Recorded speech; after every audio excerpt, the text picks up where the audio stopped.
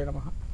గురుగారు, మొదటిగా ద్వాదశ రాశుల్లో మొదటి మేషరాశి వారికి ఎలా ఉండబోతుంది అసలు? అమ్మ, జూన్ మాసంలో మనకు ఇప్పుడు రాబోయేటువంటి మాసం జూన్ మాసం, జ్యేష్ఠ మాసము.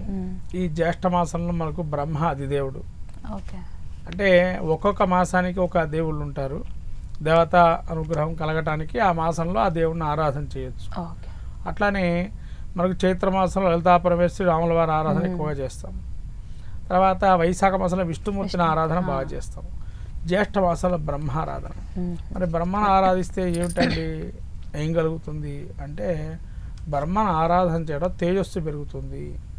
తేజస్సు అంటే ఏంటండి? తేజస్సు ఎలా పెరుగుతుంది అని అంటే, మనం చేసుకునే తపస్సు అంటే జపము, అంటే తదేకంగా జపం చేసుకునేటువంటి మాసము జ్యేష్ఠ మాసము. అంటే నిగ్రహంగా ఉండేటువంటి మాసం జ్యేష్ఠ మాసం. అంటే ఎందుకు జ్యేష్ఠ మాసం అని అంటున్నామంటే, వర్షాకాలం ప్రారంభమయ్యే సమయం. అంటే పూర్తిగా వర్షం రాదు, ఇంకా వర్షం ప్రారంభం అవడానికి మొదలవుతూ ఉంటుంది. అంటే మనము ఈ వ్యవసాయం చేసేటువంటి వారికి చాలా ఉపయోగకరమైనది కూడా ఇది. ఎందుకంటే వర్షాకాలం తొలగలు జల్లు పడితే కనుక భూమి తడిస్తే విత్తనాలు నాటుకోవచ్చు. కాబట్టి అప్పుడు ఆ విత్తనం నాటి మెల్లిగా ఒక చిన్నగా మొక్కగా పెరుగుతుంది. దానివల్ల మనకు ఆహార పదార్థాలు వస్తాయి.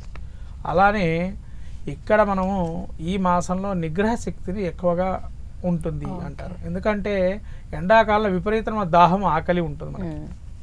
ఆ వేడిని తట్టుకోలేము. ఈ గ్రీష్మ ఋతువు ప్రారంభం ఏదైతే జ్యేష్ఠ మాసంలో అవుతుందో, మనిషి ఆ లోపల తీసుకున్న ఆహారం కానీ నీరు కానీ అది కొంతవరకు నిల్వ ఉండే ప్రయత్నం ఉంటాయి. లోపల ఆహార శరీరం ఒక మోయినమైన వాతావరణానికి వస్తుంది. అంటే కూలింగ్ కాదు, అటు హీట్ వాతావరణం కాకుండా, వేడి పదార్థం కాకుండా ఒక మోయినమైనటువంటి వాతావరణం ఉంటుంది, మధ్యస్థంగా ఉంటుంది. అందుకని ఈ మాసంలో మనకు ఎంతవరకు ఆకలి, అంటే ముఖ్యంగా ఆకలి ఉన్నా కూడా దాహం తీర్చుకున్నాను. అంటే ఎక్కువ నీళ్లు తాగకుండా ఉంటాం ఈ యొక్క మాసం నుంచి.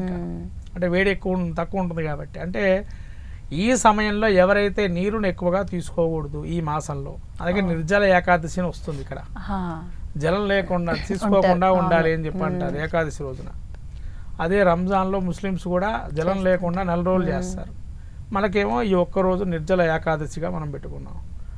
అంటే మనకు ఉండేటువంటి అంటే సాంప్రదాయాలన్నీ కూడా కొన్ని అనిపిస్తూ ఉంటుంది, వాళ్ళకి అట్లా పెట్టారు కారణం ఏంటి అని మనం కూడా అనుకుంటాం.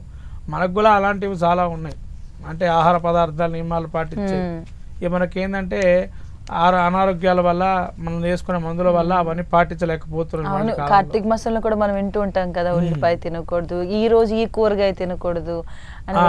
ఇప్పుడు చాతుర్మాస దీక్ష చేసినప్పుడు మీరు అన్నట్టు నెల కొన్ని పదార్థాల వర్జనీయం ఉన్నాయి. అలా చేసేవాళ్ళు తక్కువగా ఉన్నారు ఇవాళ. చాతుర్మాస దీక్ష చేసేవాళ్ళు ఎవరైతే వాళ్ళు ముఖ్యంగా యతీంద్రులు, యోగులు, తదేకంగా నియమనిష్టలతో శ్రీ విద్యోపాసకులు కొంతమంది ఇంకా తీసుకుంటున్నారు. ఇంకా అలానే ఇంకా కొంతమంది ఉన్నారు. అయితే మనకి ఇక్కడ చెప్పుకోవాల్సింది అంటే, ఈ జ్యేష్ఠ మాసంలో ముఖ్యంగా ఇలా కొన్ని నియమాలు పాటిస్తూ బ్రహ్మదేవుడు అనుగ్రహం కలుగుతుంది అని చెప్పి. ఇకపోతే మనకు ఈ యొక్క ఏరొక్క పౌర్ణమి అంటారు. ఏరొక్క పౌర్ణమి అంటే ఏరు అంటే మనకు ఉండేటువంటి ఏరు, వంకలు అవన్నీ కూడా పారేటువంటి సమయం. ఇది నదులంతా పారే సమయం. అందుకని మనకు ఈ పౌర్ణమి రోజు చాలా విశేషంగా మనకు వ్యవసాయకు సంబంధించినటువంటి పనిముట్లు కానీ వ్యవసాయం సంబంధించినవన్నీ కూడా ఈ జ్యేష్ఠ మాసంలో ప్రాముఖ్యంగా చెప్పబడింది. అట్లానే త్రివిక్రమ జయంతి అంటే వామన జయంతి, తర్వాత మనకు కొన్ని నక్షత్రాదులు కలిస్తే, కొన్ని మాసాలు కలిస్తే కొన్ని విశేష పర్వదినాలు ఏర్పడతాయి. అలా వటసావిత్రి వ్రతం అని, అంటే పతివ్రతలో సావిత్రి వ్రతం, సావిత్రిదేవి అనుగ్రహం. అట్లా సావిత్రి అనుగ్రహం అంటే సరస్వతి అనుగ్రహమే అనుకోండి. ఇంకో విధంగా చెప్పండి గాయత్రి అనుగ్రహం. అంటే ఇలా రకరకాల జ్యేష్ఠ మాసంలో మనం కూడా సంకష్టహార చతుర్థి ప్రతి మాసంలో ఉంటుంది.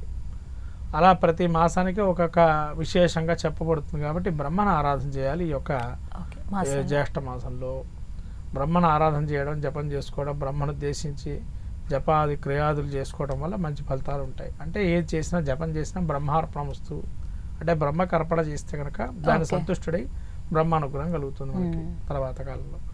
ఇది జ్యేష్ఠ మాసం యొక్క ప్రాముఖ్యం.